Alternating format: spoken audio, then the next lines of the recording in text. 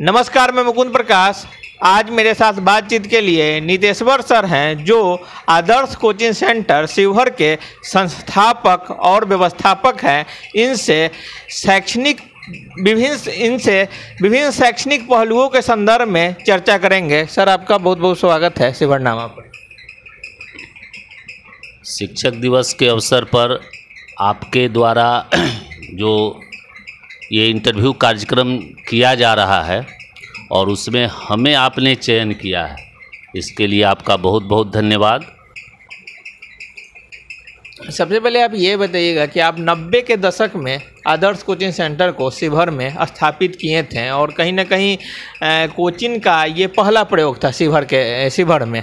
तो उस समय जो स्थिति था और शैक्षणिक जो माहौल था और वर्तमान जो शैक्षणिक माहौल है इस वातावरण का, इसमें आप क्या अंतर पाते हैं?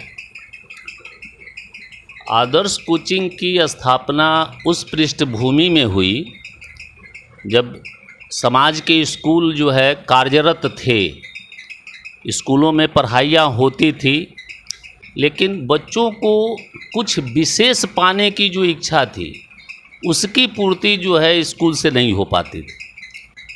समाज में कुछ एक लोग थे जो सक्षम थे और बच्चों की इन आवश्यकताओं की पूर्ति कर देते थे, लेकिन इसका कोई नियमतः रूप नहीं था, कोई शैली ऐसी नहीं बनी थी।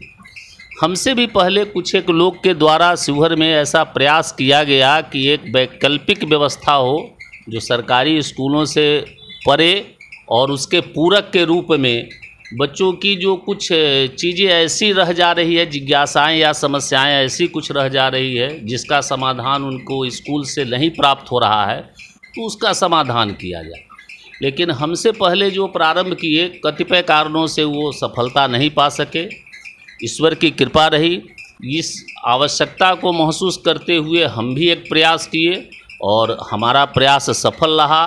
उस सफल प्रयास का परिणाम है कि शिवहर में जो सरकारी शिक्षण संस्थान है सो है, बहुत सारे प्राइवेट शिक्षण संस्थान भी जो है समाज के बच्चों को पढ़ाने लिखाने का काम कर रहे हैं और इससे जो है समाज के बच्चे जो है बहुत आगे बढ़ रहे हैं।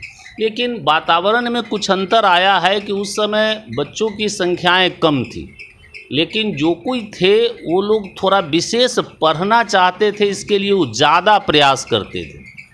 और आज जो है सुविधाएं ज़्यादा होने के बावजूद शायद वो इच्छा शक्ति अभी हम समाज के बच्चों का नहीं देख पा रहे हैं, जिससे कि इस व्यवस्था का जो पहले से और बेहतर हो गई है उसका और अच्छा से अच्छा लाभ उठाया जा सके। तो वातावरण में ये परिवर्तन शायद ये समय की बात है या फिर कुछ, लेकिन ये अंतर है अभी जो उस समय था। बच्चों में जिज्ञासा, उस जिज्ञासा की हम कमी पा रहे हैं वर्तमान जो है छात्र छात्राओं के समूह में। एक और जहां सरकारी शैक्षणिक संस्थान हैं, तो ऐसे स्थिति में कोचिंग क्यों आवश्यक है? देखिए, सरकार की अपनी जो सोच है हमारे समाज को विकसित करने का, वो भी सराहनीय है और उसके द्वारा जो उठाए जा रहे हैं कदम वो सभी जो है ना प्रशंसनीय हैं। लेकिन हमारा समाज बड़ा तेज़ी से विकसित कर रहा है। अब जैसे कि बहुत पहले समाज में पढ़ने वाले की संख्या इतनी नहीं होती थी, कतिपय कारणों से सभी जो है परिवार के बच्चे पढ़ नहीं पाते थे। तो ये सरकारी व्यवस्था हुई, उनको जो है तरह तरह के प्रोत्साहन मिले, तरह तरह की सुविधाएं मिले, जिससे जो है ना ये संख्या जो है अत्यधिक जो है बढ़ गई है। लेकिन इस समाज के विकास की प्रक्रिया में हम सिर्फ सरकारी व्यवस्थाओं पर निर्भर रहें, मैं इसको पूर्णतः सही नहीं मानता हूँ। तो सरकार की जो योजनाएं हैं उसके साथ, उसके अनुकूल, उसके पूरक के रूप में यदि कुछ प्राइवेट संस्थाएं चलती हैं, आती हैं, तो ये कहीं से जो है ना समाज को असुविधा नहीं पैदा करेगा या सरकारी सोच को भी नहीं पैदा करेगा। बात शैक्षणिक माहौल की ही नहीं है, अगर और भी जो है ना क्षेत्रों को देखा जाए, जैसे सरकार की जो व्यवस्थाएं हैं चिकित्सा के क्षेत्र में, तो तमाम हॉस्पिटल की सुविधाएं होने के बावजूद जो है ना कुछ प्राइवेट डॉक्टर या प्राइवेट नर्सिंग होम हैं ही, या फिर जो है और उच्च स्तरीय आइए तो बहुत सारी सरकारी जो है ना संस्थाएं जो है उच्च स्तरीय होने के बावजूद भी कुछ प्राइवेट शिक्षण संस्थान जो है ना अच्छी भूमिका निभा रही हैं। तो यहाँ मेरे समझ से जो है प्राइवेट इंस्टीट्यूशन जो है शैक्षणिक क्षेत्र में तो उनको होना चाहिए। बस यही है कि थोड़ा उनके लिए भी एक अपना मापदंड हो और उनका एक उद्देश्य हो और एक समीक्षात्मक नज़र सरकार की हो या समाज की हो, इस पर होती रहनी चाहिए कि ये जो संस्थान है अपने उद्देश्य के अनुकूल जा रहा है कि नहीं, इससे समाज को फ़ायदा हो रहा है कि नहीं। ऐसा तो नहीं कि ये सब शिक्षण संस्थान जो है सरकार समाज को कहीं दूसरे तरफ तो नहीं ले जा रहा। इस पर एक समीक्षात्मक नज़र सरकार की और समाज की आवश्यक है। लेकिन ये संस्थान कहीं से जो है समाज के विकास के लिए बाधक नहीं है, मेरा ऐसा मानना है। एक और जहाँ देखा जा रहा है, ये आधुनिकता के दौर में कहीं ना कहीं सामाजिक विन्यास टूट रहा है, पारिवारिक विन्यास टूट रहा है। ऐसे में छात्र छात्राओं का अभिभावक से जो दूरी है एक, और छात्र छात्राओं का जो शिक्षक से दूरी है, ये कितना खतरनाक है? निश्चित ही इसको तो बहुत खतरनाक स्थिति ही कही जा सकती है। शिक्षक तो हम लोग जो है अभिभावक के रूप में यदि हम अपने आप को प्रस्तुत करें, चूँकि मैं एक परिवार का संचालक भी हूँ, तो मैं अपने परिवार के जो है बच्चों का अभिभावक भी हूँ, और एक संस्थान का संचालक हूँ, तो मैं इस संस्थान में कार्य करने वाला एक शिक्षक भी हूँ। तो अभिभावक के रूप में भी मैं अपने महसूस करता हूँ कि बच्चे जो है थोड़ा सा जो है अभिभावक से दूर होते जा रहे हैं। अब इसमें अभिभावक की कुछ अपनी समस्याएं हो सकती है, उनकी व्यस्तताएं हो सकती है। इस भौतिकतावादी युग में सारे लोग जो है आगे बढ़ने के लिए जो है ना प्रयासरत है। तो पहले था कि थोड़ा सा कार्य करके वो संतुष्ट रहते थे, लेकिन आज वो कितना भी कार्य करने के बावजूद थोड़ा और बेहतर होने की जो सोच है, ये जो है उनको चैन नहीं लेने दे रहा है। और इस कारण जो है समय की कमी या फिर उनकी क्षमता में जो है अभाव हो जा रहा है, जिस कारण वो अपने बच्चों के साथ उतना समय नहीं बिता पा रहे हैं। और बच्चों को तो व्यस्तता चाहिए, चाहे वो अभिभावक से हो, उनके घर परिवार से हो, और नहीं मिलने की सूरत में बाहर से हो। शिक्षकगण भी जो आजकल है, इस पर थोड़ा हम मतलब कमेंट करने से थोड़ा बचना चाहेंगे। लेकिन इतनी बड़ी संख्या शिक्षकों की है, इसमें स्वाभाविक है कि विविधता होंगी, कुछ अच्छे होंगे और कुछ उतने अच्छे नहीं होंगे शायद। लेकिन धीरे धीरे जो पहले वाला शिक्षकों का जो रूप था, उनकी एक जो है ना शौक़ होती थी पढ़ाना, बच्चे को निखारना, वो कम होते जाकर एक ड्यूटी के रूप में जो है ना होते चला जा रहा है। चाहे वो सरकारी हो, प्राइवेट, जो भी शिक्षक हैं वो अपने जो है ना एक सीमित कर्तव्य का निर्वहन करते हैं। तो बच्चे से भी वो उतने ही जुड़ते हैं जितने उनकी आवश्यकता है। शायद वो जो है बच्चे से बच्चे की आवश्यकता के अनुकूल नहीं जुड़ पाते हैं, और इस कारण बच्चे जो है ना उनसे भी विमुख होते जा रहे हैं। और विमुख होना अभिभावक से, शिक्षक से, ये खतरनाक स्थिति तब जब बन जा रही है जब उस गैप को भरने के लिए वो जो है ना सही पात्र को अपने सानिध्य में नहीं लेके कुछ गलत पात्रों को अपने सानिध्य में ले लेते हैं, जैसे अपने मित्र मंडली में ही। और खाली समय जिनका होगा, वो थोड़ा सक्षम व्यक्ति नहीं होंगे, उन्हीं के पास खाली समय होगा, तो उनके सानिध्य में जाएंगे, और उनके सानिध्य में जाएंगे तो संभव है कि उनके सोच में जो है ना थोड़ा विचलन आएगा, भटकन आएगा, और ये निश्चित रूप से हमारे समाज के लिए अच्छा नहीं कहा जाएगा।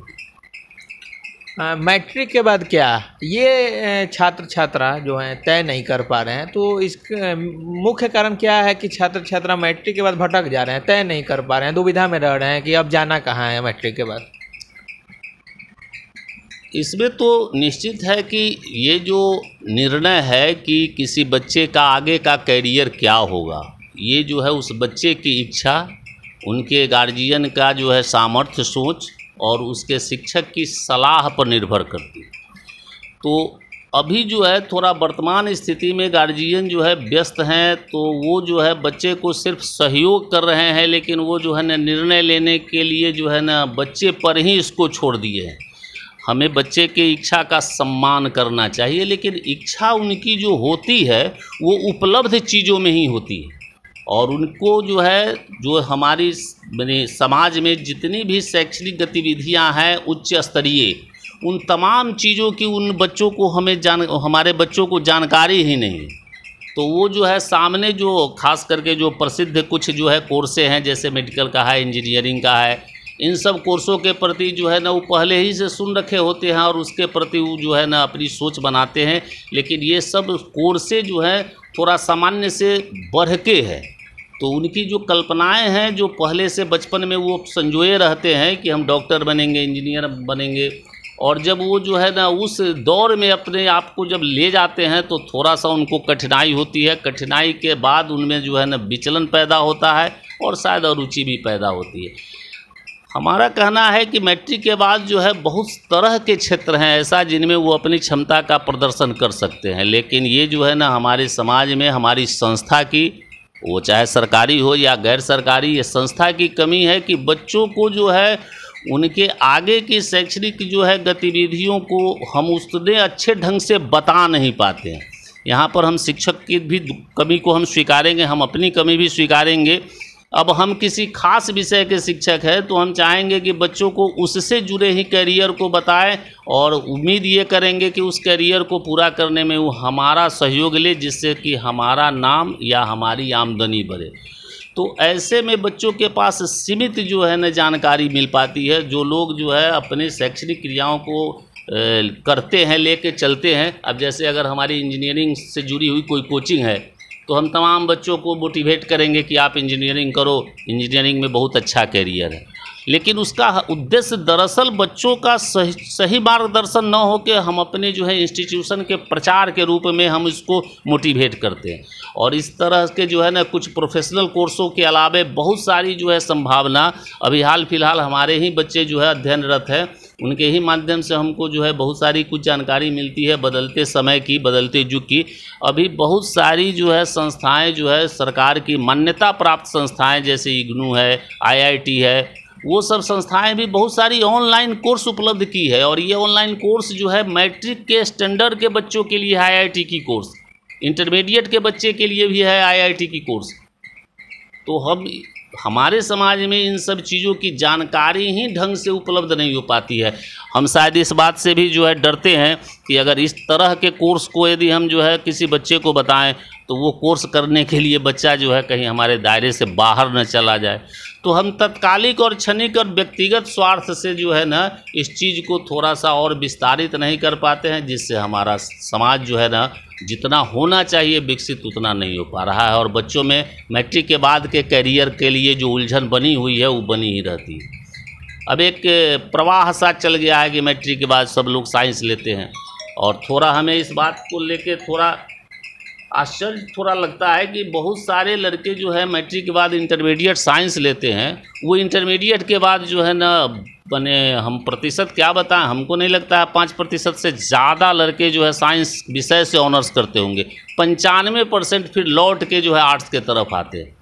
तो एक बात तो हमें भी जो है ना ये जो है ना समझ में नहीं आती है कि वो साइंस क्यों किए मैट्रिक के बाद, और जब साइंस लेकर वो आगे बढ़े तो फिर जो है ना चेंज करके जो है आर्ट्स के तरफ क्या आ गए। और इस तरह की उलझन जो है उसमें क्रिया तो होती है, उनका मेहनत तो लगता है, लेकिन लक्ष्य के प्रति जो दूरी तय होनी चाहिए वो दूरी तय नहीं हो पाती है। उनका साइंस भी अधूरा रह जाता है, उनका आर्ट्स भी अधूरा रह जाता है। हाँ, एक चीज़ आप बताइएगा कि एक पहले परंपरा था कि गार्जियन कहते थे बच्चा को, और बच्चा भी ब्रह्म मुहूर्त में पढ़ता था, उठ के शाम में बैठ जाता था पैर धो के पढ़ने। तो ये कहीं ना कहीं परंपरा टूटा है और कहीं ना कहीं पढ़ाई से लगाव भी बच्चा का कम होता गया है। और जो ब्रह्म मुहूर्त में पढ़ने का परंपरा था, शाम में बच्चा बैठ के पढ़ता था, तो ये सब टूट रहा है। तो इसको आप किस रूप में देखते हैं? देखिए, जितनी भी पुरानी परंपराएं हैं ये सब जो है ना वैज्ञानिक तथ्यों पर आधारित है। भले उसको हम न जाने, लेकिन हर एक परंपरा के पीछे कारण होता है और उस समय का वातावरण होता है। तो हमको अपनी पुरानी परंपराओं को लेकर चलना चाहिए, लेकिन फिर हम लकीर के फ़कीर भी न बने, क्योंकि जिस तरह से दुनिया जो है बदलती चली जा रही है उसके अनुकूल बदलना भी होगा। जैसे कि मान लीजिए बहुत सारी जो क्लास आती है, अब मान लीजिए नाइट में ही जो है क्लास, अगर ऑनलाइन कुछ क्लास ले रहे हैं उसके लिए जो है इंस्टीट्यूशन वाले जो है नाइट में ही क्लास दे रहे हैं। या हमारे CBSE के जो है बच्चे, उनकी जो है स्कूल की टाइमिंग है 8 बजे से 2-3 बजे तक, उसके बाद वो जो है थोड़ा इवनिंग में शिक्षा लेना चाहते हैं। तो परिस्थिति के साथ बदलना भी आवश्यक है, और जहाँ तक संभव है हम पुरानी परंपराओं के उनके गुणों को, उनके अच्छाइयों को लेकर निर्वहन करें तो अच्छा ही रहेगा। लेकिन इसके साथ हम ये भी कहना चाहेंगे कि कोई ऐसा आवश्यक नहीं है कि हम जो है उसी परंपराओं का अक्षरशः पालन करते ही रहें, चाहे परिस्थितियाँ बदल ही क्यों न जाए। हमको जो है ना अपने में लोच पैदा करते हुए बदलती परिस्थिति में नई संभावनाओं को तलाशना चाहिए, चाहे वो पहले की जो परंपरा हो या अभी नया जो पैटर्न है। मूल उद्देश्य है कि हमारा अध्ययन हो, और अध्ययन के लिए हम जिस समय अपने आप को बेहतर पाते हैं, एकाग्रचित पाते हैं, वातावरण शांत हो।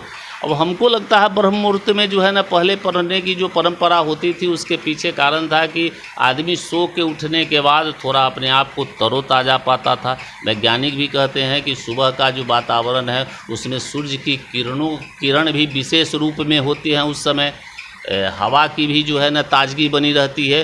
तो निश्चित रूप से अगर उस समय का हमारे बच्चे लाभ उठा रहे हैं तो बहुत अच्छी बात है, लेकिन यहाँ पर थोड़ा सा हम बदलते समय के अनुकूल भी ढलने की सलाह दें। ये हमारे साथ थे आदर्श कोचिंग सेंटर शिवहर के व्यवस्थापक और संस्थापक नितेश्वर सर, जिनसे शैक्षणिक गतिविधि और वातावरण में बदलते शैक्षणिक स्थिति के संदर्भ में विस्तार से चर्चा की है।